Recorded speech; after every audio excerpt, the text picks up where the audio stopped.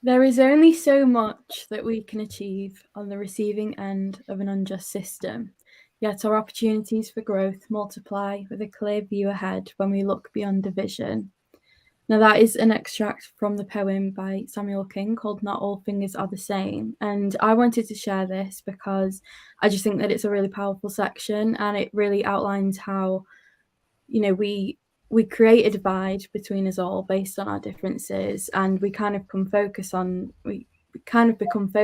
that divide rather than embracing it. So, we cannot ignore that we are all different, but we have to remember that these differences are often the reason behind our experiences, and these experiences that are different are the ones that bring to the surface the growth, and they lead to that ultimate growth. Beautiful. Thank you so much, Gracie. And thank you, Samuel King, for writing that poem, especially for our event. So everybody, welcome to our launch of the online edition of Balancing the Scales, How to Put Your S into Your ESG. I really hope you enjoyed reading our personal stories about relative privilege in our LinkedIn newsletter, The Privilege Conundrum. Gracie, we certainly enjoyed sharing our stories with you. So, yeah, we talk about relative privilege, but what is relative privilege exactly? So I'm going to share with you my favorite video at the moment that explains relative privilege in a fun and I think really clear way. So here's that video for you to see.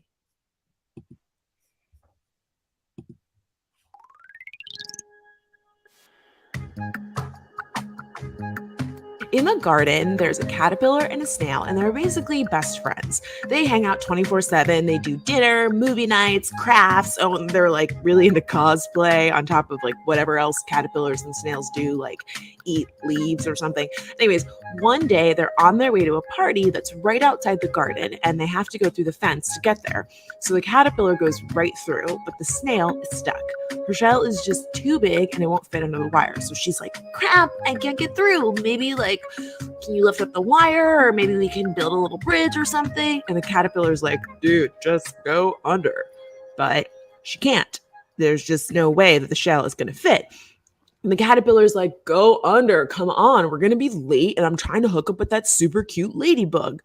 But it's not happening. The shell will not fit under the wire. And at this point, Snail's getting kind of frustrated because it's not like she doesn't want to go to the party, but for some reason, Caterpillar just isn't getting it. Yeah, it's not that easy for me. I just can't crawl under the fence like you can, so I would really appreciate your help here. Maybe we can like go a different way, and this just like sets the caterpillar off. What the heck? Just because I can crawl under stuff doesn't mean that I have it easy. Do you even know what it's like to have 16 feet? You don't, because finding shoes is a complete nightmare. Whoa, whoa, whoa. I'm not saying you have it easy. I'm just saying I can't go under the fence because of my shell. That's it. I have a shell and you don't. And there's some stuff that's easier for you that's harder for me. Just like I don't know jack about finding shoes because I don't have feet. Caterpillar thinks about this for a second and realizes the snail is right. I mean, he's never had to think about shells or slimy trails, and that's a privilege that the snail has never had because she has to think about that stuff all the time. That's part of being a snail. And it's kind of like that for everyone, right? I mean, we all have our own struggles and challenges, and some of them are small and some of them are huge and really unfair and beyond our control. And a lot of the time, it can be hard to see what someone else deals with because you've never been in their shoes or shell. Like maybe you're gay or trans, have a disability or different religion, or of course the obvious one, you're a member of a different race. I don't know what it's like to be you, and you don't know what it's like to be me. So it's really important to stop and try and see the other side so we can help each other overcome those obstacles together. It's like sometimes you're the snail and sometimes you're the caterpillar. Oh, yeah. Okay, so then the snail and the caterpillar figured out that if they went to the other side of the garden, they could get through a little break in the fence. And while it took a little longer to get to the party, they did the trip together, which is what made it so great. So they got to the party, the caterpillar hooked up with the ladybug, snail taught everyone how to do the wobble, and the party was everything. The end. This video was illustrated by the very talented and lovely Kat Black and written and narrated by yours truly, Cheska Lee. Please check out Kat's channel and don't forget to subscribe. Okay, so I hope that gave you a good view of what relative privilege is. Now, here's the thing. If you're committed to putting the S into your ESG, your organization needs to tackle relative privilege at the individual, the structural, and the institutional levels. We're going to tell you a little bit about that here, and then you can obviously find out more on our online channel. So this live is exactly that. This live is our invitation for you to join the online edition of our ultimate flagship event experience about balancing the scales. And that's all about the impact of relative privilege at work and what you can do about that. In it, we explore what it means to you and your organization, as well as some areas where you can put the S or more S into your ESG. We look at the impact of relative health, digital, and socio-economic privilege. By joining that online edition, you can also benefit from our research insights into the impact of relative privilege in the workplace, and also download some tools that we believe will assist you in beginning the journey or putting more S into your ESG at work. So we're going to take a deeper look at relative privilege now. And I'm going to ask you, Shani. Shani, you're our resident privilege walk expert. Can you tell us a little bit about the activity you facilitated at the live event? Hi, good afternoon, everyone. As Ishreen stated, my name is Shani Hamilton-Lee, and I facilitated the Privilege Walk at our annual UN World Day of Social Justice Balancing the Scales event that the lovely NatWest sponsored in central London at their lovely venue. For those of you who do not have much understanding of the Privilege Walk activity, I am here to briefly explain it to you. So the Privilege Walk was designed to raise awareness for people engaging and participating in the activities with various forms of relative privilege, as we know. And the activity was also created to increase understanding of the intersectionality between the relative privileges of race, socioeconomic class, gender, and other demographic variables that help to shape us as individuals in society. And it was an absolute joy to be able to facilitate the Privilege Walk activity, as it really highlighted that not everyone has the same starting line or advantage in life, as not everyone shares the same live experience and relative privileges that life has to offer. And the Privilege Walk activity was of great inspiration and impact, as it encouraged the people who participated in the activity to develop a level of self-awareness of their relative privilege, to appreciate their diversity, and educated them to on how to apply sustainable action so that they are able to curate their relative privilege in life and specifically at work. So with that being said, if you have enjoyed listening about the profound impact that the Privilege Walk activity has had and is intrigued or want to experience the social justice, education and action activity for yourself, then after this LinkedIn Live, you will have the opportunity to download our Privilege Walk Toolkit resource that will be beneficial for you to be able to conduct and reflect on your own personal relative privilege journey. Thank you for listening to me. Beautiful. Thank you so much, Shani. And at the end of this live, we'll be sharing with you the QR code to access all of, pardon me, to access all of those resources. So please do have your phones with camera ready so you can benefit from that. So as I said, at the event, we explored 3 types of relative privilege. We explored socioeconomic, health, and digital. And Cami, I'd love for you to just share some of what you saw there, and I guess we can have a little chat about the conversation. Yeah, absolutely. So we had those really great 3 speakers at our flagship event, in addition to Gracie opening up with a quote from our spoken word artist and Chardonnay's Privileged Trail Walk. Our 3 speakers talked about their own stories and how that related to their work, or they just talked about, what they do at work in terms of socioeconomic justice in that sense, and how relative privilege plays a part. And I think the first one I want to highlight was all about understanding one's own privilege and what we can do with it. And Anil told us really, took us through his own personal journey, talked about his own awakening, and how this has informed his mission into WHO's foundation's mission as CEO. He talked about how that is so well aligned. It's so personally aligned that he wants to see how WHO Foundation's mission enables health equity around the world, and that is about understanding one's own privilege and enabling that as well. And what I learned and took away from Anil's lovely words was his willingness to make a commitment within global health by being an active advocate for implementing restorative justice within his role as CEO of the WHO Foundation to maximize and mobilize more healthcare resources for those who need access to it and who is at a disadvantage of receiving it due to the structural discriminatory systems that we do operate in. It's amazing, Shadi, wasn't it? I mean, it was just so personal passion there. And then, very enlightening.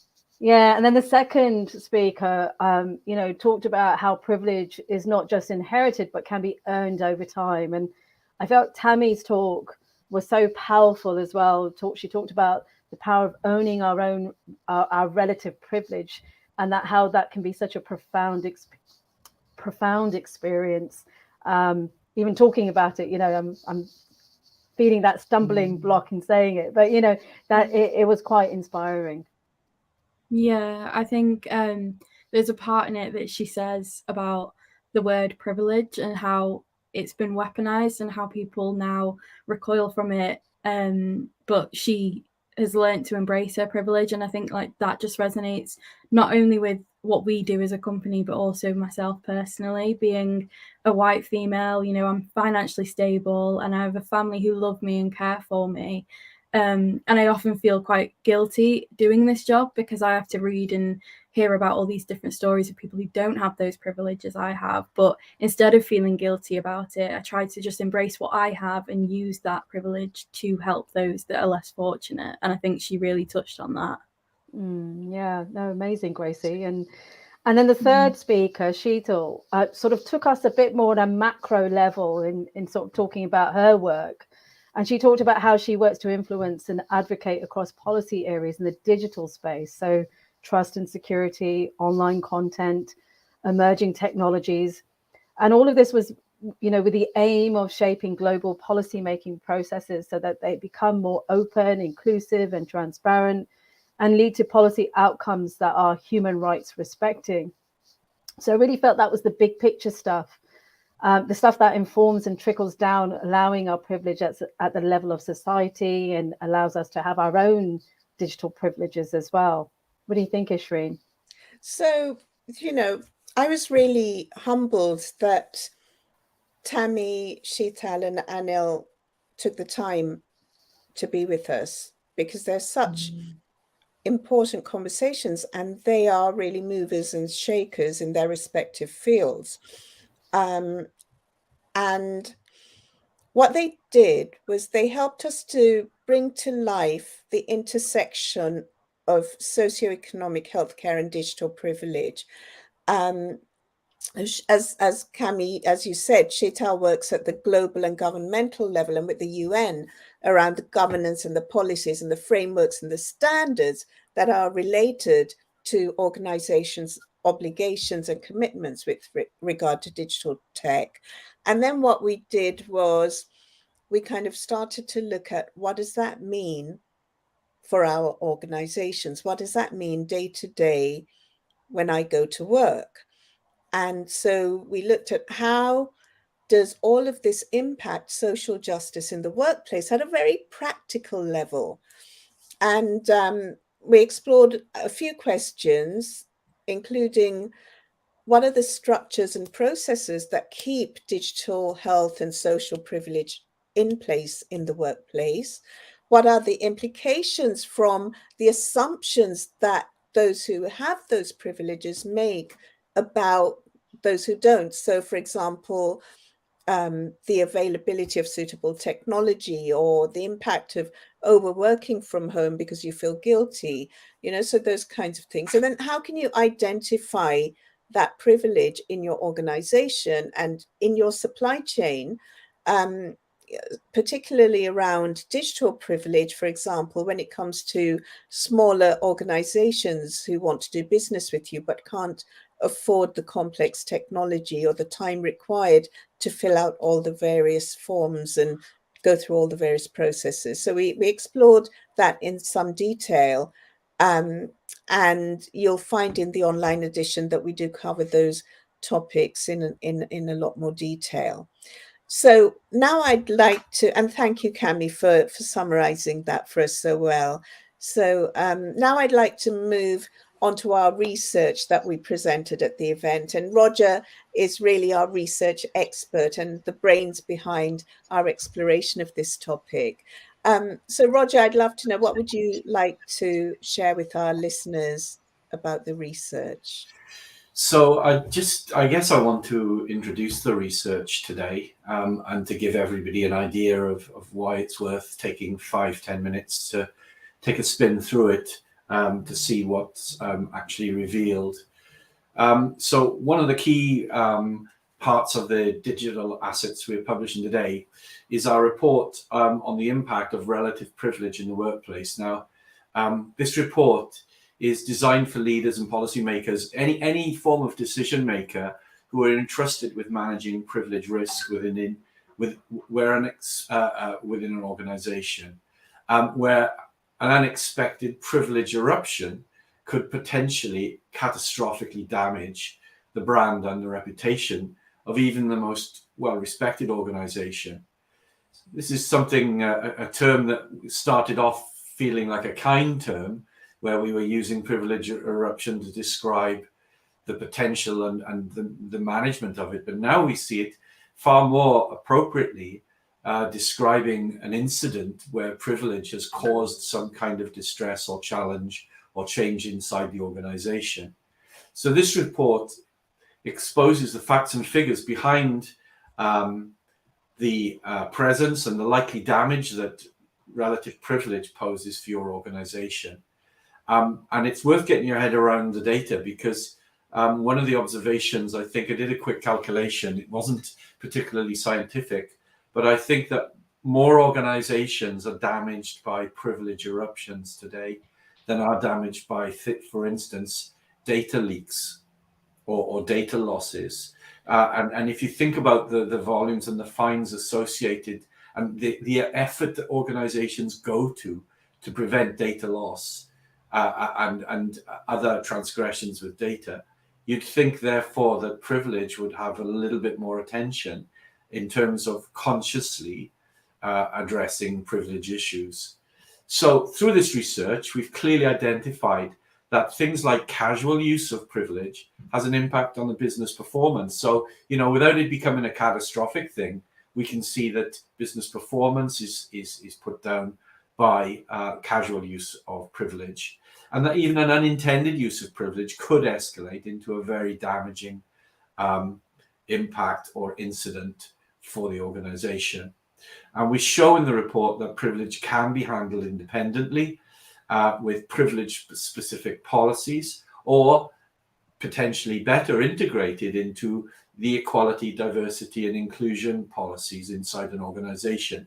So it isn't a huge amount of effort to put into the management of privilege inside an organization, or the use of privilege inside the organization. But it's surprising how few organizations have made any attempt to do something about it. So the research is also, one thing I'd say finally, read the report, because it's got all of this in there in great detail, and there's a lot of facts and figures behind it. And I just wanted to close on this by saying the research is ongoing. So if you'd like to participate, please contact us in the usual way. And also there are links in the documents online so that you can actually participate in this research, either as an individual or part of your organization. So it's ongoing. It's very, very interesting. There's some compelling evidence within the report, so do have a look. Thank you so much, Roger. Thank you. So everyone, I'd like to end our live today with a quote from one of our guests at the live event in NatWest headquarters in the City of London. And this is what he said. The speakers were incredibly knowledgeable and shared valuable insights that I'll take with me as I continue to grow my career. And that was Chris Williams, who's the Global DEI Director at CBRE. What need I say anymore? If the Global DEI Director of a multinational company found the insights to grow his career at this event, I'm sure we can all benefit from the knowledge that was shared at this event. So let me tell you how you can join us online for the content. If you scan, where is it?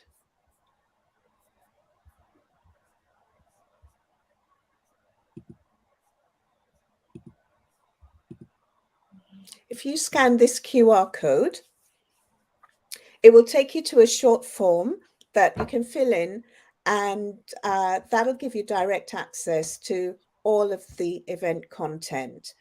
Well, I'd just like to thank everybody for joining us. We look forward to seeing you again really soon, and we look forward to seeing you online and interacting with the online version of our event, where all the resources will be available. Thank you again, and bye for now. Thanks, Ishreen. Bye, everyone. Thank you so much. Bye. Bye.